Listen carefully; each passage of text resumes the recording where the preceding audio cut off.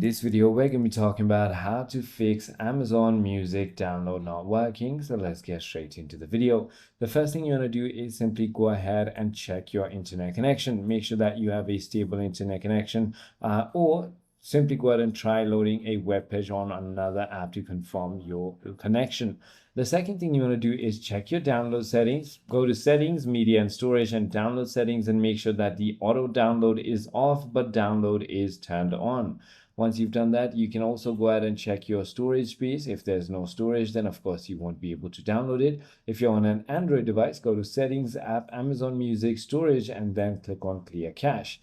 If your application might also have a update pending, simply go ahead and update the application by going into App Store or Google Play Store, or even try re-logging into your account. If that is not working and you're on mobile data, some downloads may be restricted, so connect to Wi-Fi and try again. Now, don't use a VPN or proxy while downloading, and the other thing you want to do is simply go ahead and restart your device or reinstall the app at the last. I hope this video clarifies everything for you. If you have further more queries, feel free to comment down below, and I'll see you on the next one.